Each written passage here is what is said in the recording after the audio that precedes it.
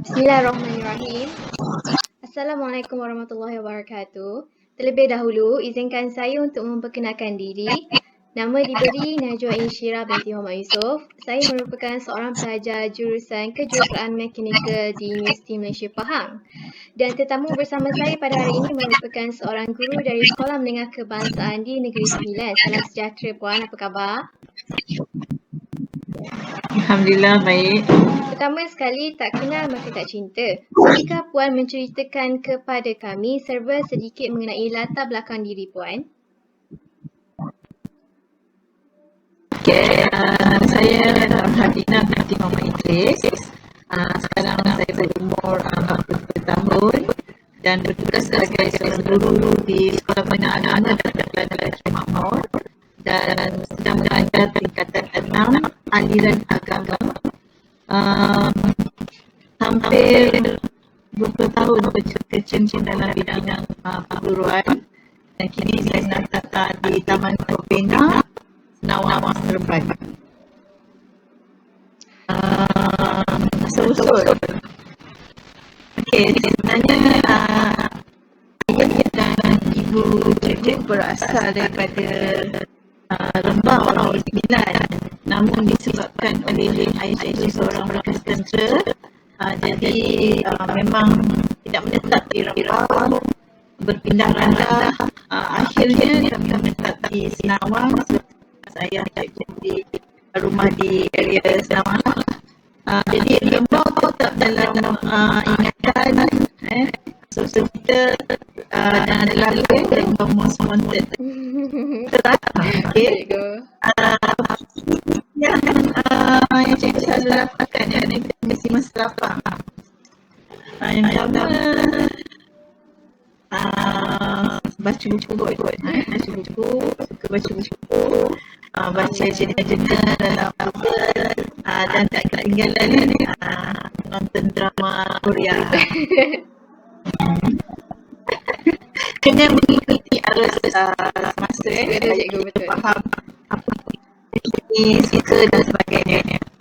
Okey, kalau soalan nombor 7 ni, apakah pendapat anda sebagai seorang tenaga pengajar tentang situasi pandemik COVID-19 yang semakin menular di negara kita? Ya, betul. Okey, pendapat. Berlakunya turun kes setiap hari mungkin disebabkan oleh kesedaran orang ramai tentang menjaga SOP. Sekarang ni bulan Ramadan, pembukaan bazar Ramadan, agak tertekan semua nak pergi bazar, tapi pada masa sama kena jaga SOP. Dan kalau kita lihat pada hari ini, berlakunya peningkatan yang agak ketara pada sekolah-sekolah yang mana yang dilaporkan ini sekolah SMK Seremban 2 ditutup. Jadi agak membimbangkanlah sebagai seorang guru, kerana sebenarnya kalau tanya guru ni tidak nak mengajar di PPR, belajar secara online. Nak tengok muka pelajar suruh buka kamera pun susah kan. Betul Tak baring, tak tahu. So kita berbaik sangka semua biasa-biasa pelajar kita. Dan kalau dikatakan PPR ni untuk pelajar tanam tidak sesuai lah, sebab jenis sukan tenaga berat memerlukan bimbingan, terutamanya dalam kalau pengajian am, semester 2 ni perlu bimbingan daripada guru. Okey, ramai kenalan kebanyakan bermaksud apa? Kalau sekolah, sebab dia sekolah dengan agama, jadi guru tu semua Islam berbangsa Melayu. Okay. Tapi sebab cikgu ni memang selalu keluar menjaga sektor, masyarakat dan sebagainya, ada juga kenalan dalam bangsa Cina dan juga India. Okay. Cari bangsa Cina India, kalau mengajar adalah seorang dua, so bergaul dengan mereka. Okay, seterusnya, adakah anda seorang yang memilih rakan kerja berdasarkan bangsa mereka atau tidak? Cikgu tidak memilih, kawan dengan semua orang. Alhamdulillah cikgu. Cikgu pun asal belajarnya sekolah agama, asal dulu belajar pun sekolah SMK biasa. Jadi memang bergaul dengan bangsa Cina dan juga bangsa India, utamanya ketika cikgu sekolah di Sekolah Tinggi Port Western, yang mana ramai Cina dan juga India bersekolah di situ. Okey, soalan yang ke-10. Adakah anda seorang yang mudah bekerjasama dan menerima pendapat orang lain yang berlainan bangsa dengan anda? Ya. Mudah bekerjasama, boleh menerima pendapat bangsa lain dan berbual macam biasa je dengan Cina dengan India. No kompromi, biasa-biasa je. Okey. Okay. Alhamdulillah, terima kasih cikgu. Okey, kalau macam tu mari kita beralih kepada soalan berkaitan topik utama kita pada hari ini, iaitu masyarakat majmuk di Malaysia. Pada pendapat cikgu, bagaimana cikgu menjelaskan pembinaan peradaban majmuk di Malaysia mengikut ayat cikgu sendiri? Okey, pembinaan peradaban majmuk di Malaysia. Dah lama kita merdeka, dan kemasukan bangsa Cina dengan India pun, kalau kita tahu, kita belajar sejarah, dah lama dibawa oleh bangsa British sendiri ke Malaysia ni, ke tanah Melayu. Dan pembinaan peradaban tu sebenarnya berdasarkan kepada dasar-dasar kerajaan dengan perlembagaan persekutuan yang kita pupuk. Seterusnya adanya bahasa Melayu sebagai bahasa rasmi. Begitu juga dengan adat budaya bangsa Melayu diangkat sebagai adat ataupun budaya untuk semua bangsa di Malaysia ini. Pada masa yang sama kita menerima juga budaya bangsa-bangsa lain seperti bangsa Cina dan India. Sekarang ni kalau kita tengok bukan luar biasa kalau jika pelajar Cina dan India berpakaian baju kurung, sangat cantik pada pandangan mata kita sebab baju kurung itu menutup aurat mereka dan boleh menjaga mata semua orang lah. Jadi pada cikgu, secara tak langsung sebenarnya masyarakat majmuk tu dah diterima dalam negara kita. Cina terima budaya bangsa Melayu, Melayu terima bangsa Cina dan sebaliknya. Okey. Sorry ada Tak ada masalah, ada cikgu. orang tak susah. Okey, soalan seterusnya cikgu. Mengikut pengetahuan cikgu, apakah pengaruh peradaban dunia yang terlibat dalam pembinaan negara bangsa? Sekarang yang cikgu tahu. Pengaruh peradaban dunia, maksudnya budaya daripada pelbagai negara, betul? Betul cikgu. Ke macam mana? Okey. Pengaruh. Sebenarnya budaya daripada luar sangat mempengaruhi pembinaan negara bangsa Malaysia. Disebabkan kita tidak dapat menyekat kemasukan pengaruh daripada internet. Remaja, anak-anak sekarang ni dia belajar budaya luar daripada dunia tanpa sepadan menggunakan internet saja. Jadi pada pendapat cikgu, sedikit sebanyak dia mempengaruhi pembinaan negara bangsa Malaysia dari segi budayanya, segi bahasanya dan sebagainya. Oh, betul juga. Terima kasih cikgu. Okey, soalan seterusnya. Dalam era kini, masing-masing kita selalu dengar tentang berita ataupun pengaruh daripada Timur Tengah, Barat dan sebagainya boleh mempengaruhi masyarakat kita pada hari ini. Jadi, sejauh manakah cikgu rasakan peradaban dua alam Melayu, seperti yang saya katakan tadi, dari Timur Tengah atau Barat, dapat mempengaruhi peradaban Melayu kita pada hari ini? Sejauh mana mereka mempengaruhi peradaban Melayu kita, cikgu? Okey, kalau kita tengok peradaban Melayu sendiri sangat dipengaruhi oleh budaya Timur Tengah. Segi pakaian kita, kalau kita tengok jubah tu sendiri pun, kalau kita tengok pakai baju kurung dan juga baju Melayu kita tu sebenarnya berasal daripada jubah. Okey, bila sampai ke Asia Tenggara, kita suai padankan dia mengikut cuaca dan juga budaya Melayu. Okey. Jadi kita tak boleh mengaku sangat sebenarnya jubah tu orang Melayu punya dan sebagainya. Dan selain daripada budaya pakaian, Timur Tengah juga mempengaruhi segi seni bina. Kita tengok masjid-masjid negara kita pun banyak. Sebenarnya Islam ini kalau kita tengok seni bina, dia tak ada seni bina khas untuk Islam. Sebenarnya seni bina Islam tu berasaskan pada bangsa yang menganutnya. Kalau kita tengok pada masjid negara kita banyak daripada negara pengaruh daripada Timur Tengah, negara Arab dan sebagainya. Begitu juga kalau kat Melaka ada masjid Cina, budaya pengaruhinya. Okay, jadi memang sedikit sebanyak pengaruh daripada Timur Tengah dan Barat mempengaruhi peradaban bangsa kita iaitu bangsa Melayu.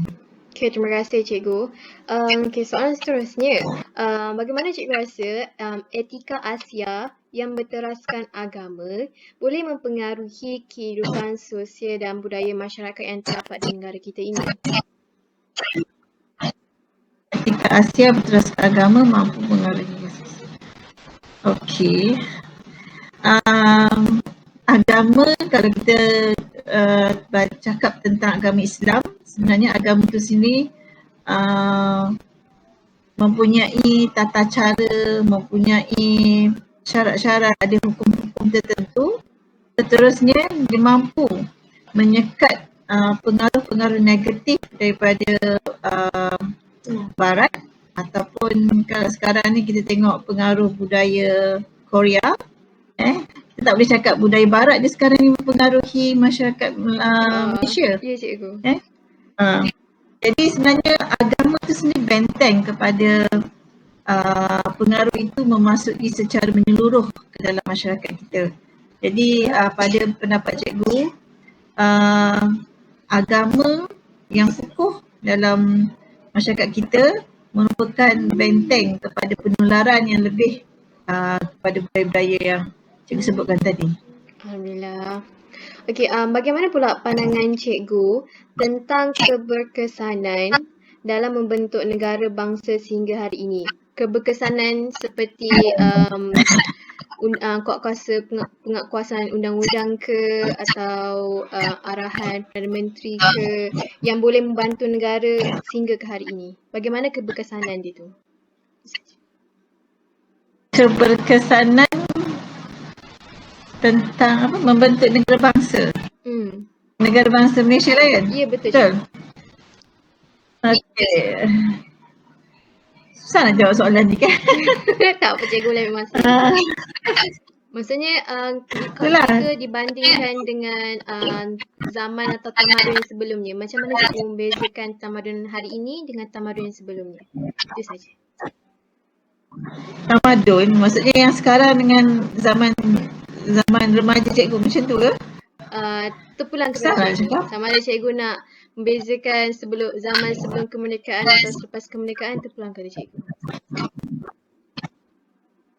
Itulah sebab cikgu pun hidup selepas kemerdekaan, tak nampak. Hidup pun remaja pun zaman 90-an. Kalau ikutkan zaman 1990-an tu, pada cikgu lah, perpaduan tu lebih erat dan boleh membentuk negara bangsa dengan lebih baik jika tiadanya pengaruh-pengaruh seperti dunia tanpa sepadan sekarang. Teknologi sebenarnya memberi kesan yang negatif kepada pembentukan negara bangsa kita. Sebab bila banyak benda-benda fitnah dan sebagainya disampaikan melalui internet, jadi syak wasangka antara bangsa Melayu, bangsa Cina, India itu sangatlah tinggi. Jadi kalau cikgu hidup pada zaman 1990-an dulu, cikgu cakap terus terang, kawan baik cikgu memang budak Cina, pelajar Bengali, Hari Ali Dillon, ingat lagi nama dia, Lee Mei-ling. Itu kawan baik cikgu. Semua orang panggil kita orang Three Stooges. Jadi maksudnya memang tak ada rasa dia tu orang Cina, dia tu orang Bengali, tak ada rasa aku ni Melayu, selfish, tak ada. So keberkesanan itu terjejas sedikit akibat daripada kembangan teknologi. Okay. Itulah. Okay, terima kasih cikgu. Adakah cikgu setuju dengan konsep pembinaan bangsa Malaysia? Nah, setuju atau tidak? Soalan ni setuju atau tidak kan? Setuju. Kalau setuju, cikgu bagi sebab. Kalau tak setuju, kenapa? Kita pulang boleh dengar Tak bagi cikgu. sebab kan? Okey, setuju. Tapi sangat bersetujulah dengan konsep bangsa Malaysia, tapi kerajaan perlu lebih bekerja keras, masyarakat pun perlu bekerja keras untuk betul-betul membina konsep bangsa Malaysia itu sendiri. Mesti ada penerimaan antara kaum tanpa prejudis, ya, tidak ada buruk sangka, tak ada kena husnuzon je antara bangsa kat Malaysia ni. Barulah konsep pembinaan bangsa Malaysia itu benar-benar dapat diwujudkan di Malaysia. Baiklah. Kalau begitu, bagaimana pula pandangan cikgu tentang kepelbagaian idea perbahasan dalam membentuk kesepaduan dalam kalangan rakyat Malaysia? Bagaimana Itulah tak faham tadi. bagaimana Idea perbahasan ni sebenarnya.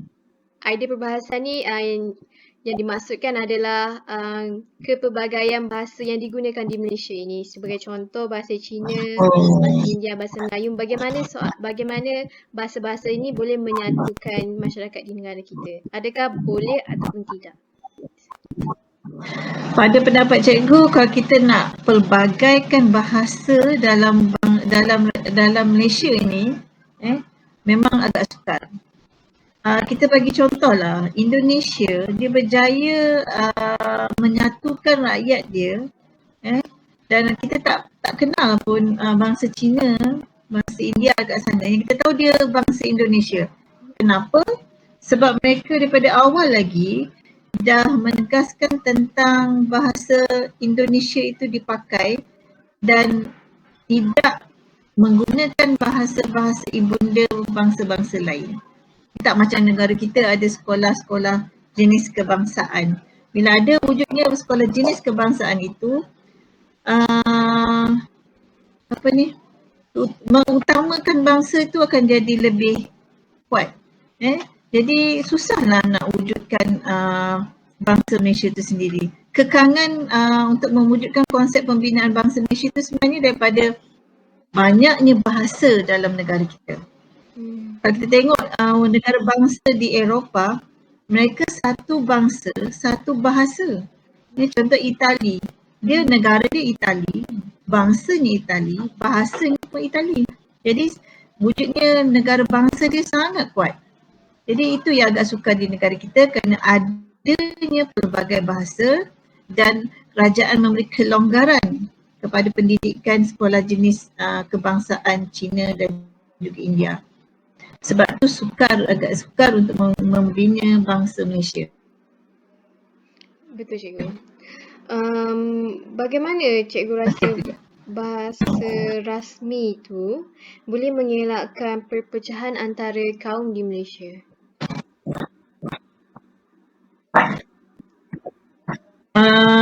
Bahasa rasmi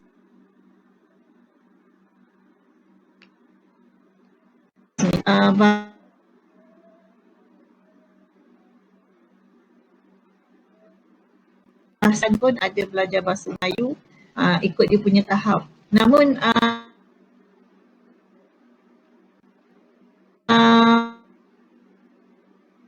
disebab beri kelonggaran dalam pendidikan, jadi ramai pelajar tidak menggunakan ataupun ramai generasi muda tidak menggunakan bahasa Melayu itu sendiri sebagai bahasa pertuturan kita. Contoh, sekarang ni kita lihat kalau orang Cina, kalau dia tak bercakap bahasa Mandarin itu, dia akan bercakap dalam bahasa Inggeris. Jadi di manakah bahasa Melayu? Maksud cikgu, rakyat kita sendiri tidak memartabatkan bahasa Melayu itu sendiri. Membangga-banggakan bahasa negara lain. Okey. Okey, terima kasih cikgu. Pada pendapat cikgu sendiri, apakah yang cikgu boleh maksudkan dengan bangsa idaman yang cikgu boleh bayangkan mengikut pendapat cikgu? Bangsa idaman yang cikgu boleh bayangkan kalau bolehlah diwujudkan di Malaysia ni, iaitu bangsa yang Melayu, Cina, India dan lain-lain kaum-kaum lain itu boleh duduk bersama, bertutur dalam bahasa Melayu, menggunakan bahasa budaya kebangsaan negara kita tanpa prejudis, menghormati agama masing-masing tanpa ada buruk sangka dan sebagainya. Dan paling penting pada cikgu sebenarnya kesepakatan bangsa yang ada, bangsa Malaysia yang ada pelbagai kaum tetapi sepakat dalam menentukan hala tuju negara kita. Okey, akhir sekali cikgu. Apakah cadangan cikgu dalam memperluaskan lagi kepelbagaian idea perbahasan kepada masyarakat, sama ada menggunakan satu bahasa ataupun terpulang kepada cikgu? Kalau sebagai guru, sebenarnya cikgu ni asalnya kalau ikut option guru bahasa Melayu dan cikgu sejarah kan. Jadi ikutkanlah, cikgu memang suka sebenarnya kalau nak membentuk bangsa Malaysia daripada awal lagi, daripada merdeka tu memang dah kukuhkan bahasa Melayu. Maksudnya semua bangsa berbual menggunakan satu bahasa dalam perkara-perkara yang penting dan tak ada berlebih kurang. Kita tengok sekarang ni kerajaan kita, terutamanya menteri-menteri Melayu terlalu berlebih kurang terhadap bangsa-bangsa lain, terutamanya dalam penggunaan bahasa Melayu. Terlalu berlebih kurang. Kalaulah betul-betul lah diketatkan daripada dulu lah, daripada zaman awal mereka, menggunakan bahasa Melayu sepenuhnya tanpa ada sekolah jenis kebangsaan, pasti bangsa Malaysia tu dah wujud seperti bangsa Indonesia. Sebab tu kita berbeza dengan Indonesia. Indonesia jati diri dia sangat kuat. Sedangkan kalau kita tengok bangsa Malaysia, jati diri dia agak longgar.